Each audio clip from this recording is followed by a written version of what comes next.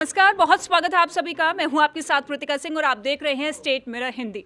दिल्ली में चुनावी शोर है और ऐसे में कांग्रेस पार्टी की तरफ से पहले उम्मीदवारों की सूची जारी कर दी गई है, जिसमें से हाई प्रोफाइल सीट नई दिल्ली से संदीप दीक्षित जी को उतारा गया है, जो कि पूरी ताकत के साथ इस बार चुनावी माहौल में भी जुटते हुए नजर आ रहे हैं। शीला दीक्षित जी के बेटे हैं। ऐसे में सवाल यही है कि नई दिल्ली से अगर वो चुनावी मैदान में उतर रहे हैं तो अरविंद केजरीवाल की कितनी मुश्किलें इस बार बढ़ सकती है। तो सीधा पहला सवाल उनसे यही पूछते हैं। सर, बहुत बहुत स्वागत है सबसे पहले तो। नमस्कार। हाँ जी, मेरा पहला सवाल यही है क्योंकि हाई प्रोफाइल सीट है नई दिल्ली, अरविंद केजरीवाल के खिलाफ इस बार आप चुनावी मैदान में, लेकिन आपका उतरना इस बात की ये साफ संकेत है कि इस बार के चुनाव को कांग्रेस पार्टी पूरी शिद्दत और पूरी गंभीरता से ले रही है।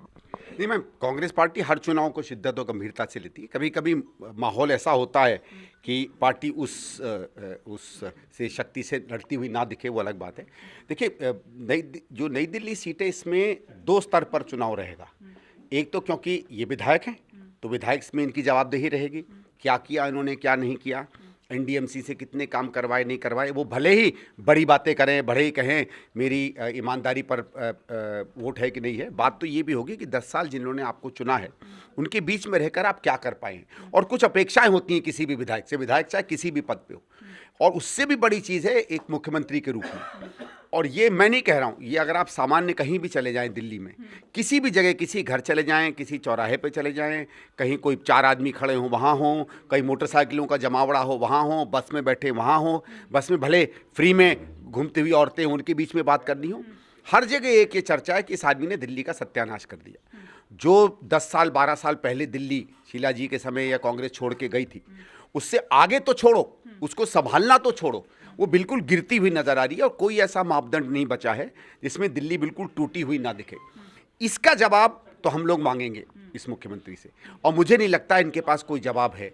और जब जनता के सामने उसका प्रतिनिधि जवाब नहीं दे पाता है तो वोट भी नहीं पाता है। लेकिन सर, आपको लगता है कि इस बार के चुनाव में लोगों में कंफ्यूजन रहेगी, क्योंकि लोकसभा चुनाव आपने साथ मिलकर लड़ा, कई राज्यों में आपका तालमेल भी ठीक रहा, अंडरस्टैंडिंग भी ठीक रही, तो ये चीज़ आप लोगों तक सही तरीके से पहुंचा पाएंगे कि इस बार अकेले हैं हम? नहीं, इसमें कोई दिक्कत नहीं। देखिए, लोकसभा के चुनाव में हमने हमेशा देखा है वोटर बिल्कुल अलग तरीके से देखता है। अब महाराष्ट्र देखिए, बहुत अच्छी सीटें हमको मिली जहां लोकसभा का चुनाव था। जब विधानसभा का आया तो बिल्कुल पलट गया मामला। तो वोटर समझता है वो किस स्तर पर क्या वोट कर रहा है। देखिए, क्या था, हम लोग लोकसभा में क्यों साथ आए, या आम आदमी पार्टी क्यों कांग्रेस के साथ आई। कांग्रेस ने पिछले 5-6 साल में नरेंद्र मोदी हों, बीजेपी हों, उसकी सरकार की कमियां निकाली। हमने इस बात का एक नरेशन बनाया, क्यों ये लोग देश के लिए विनाशकारी हैं, इनकी नीतियां किस कारण से स्वागत योग्य नहीं हैं, और क्यों मोदी को बदलना चाहिए। धीरे धीरे केजरीवाल हों या आम हो, वो वही भाषा बोलने लगे जो राहुल जी बोलते थे। और इसलिए क्योंकि हमारा और आम आदमी का ज़्यादातर माना जाए तो कॉमन वोटर है, तो कॉमन वोटर हमारा जो नहीं चाहता है कि मोदी इस देश में प्रधानमंत्री बने, वो अलग हो जाता, वो बात ठीक नहीं थी। चुनाव में उनको एक साथ रहना चाहिए था, इसलिए दोनों पार्टियां साथ आई। अच्छा, ना वो चुनाव केजरीवाल के काम पे लड़ा गया था, ना वो चुनाव केजरीवाल पर जो कथित भ्रष्टाचार है उस पर लड़ा गया था, ना उनके विधायकों के काम पे लड़ा गया था। ये तो हमारे सांसदों के जो काम थे या प्रधानमंत्री के काम थे, तो उसमें साथ आने में कोई दिक्कत नहीं थी। जब हम दिल्ली पर आते हैं तो कांग्रेस का और हम सबका ये मानना है कि जिस तरीके से मोदी ने देश में जो काम किया है, जिसने देश को एक तरीके से गलत दिशाओं पर भेजा है, देश में गरीबी और बेरोजगारी बढ़ाई है, देश में लाचारी बढ़ाई है, उसी तरीके से केजरीवाल ने दिल्ली का सत्यानाश किया है।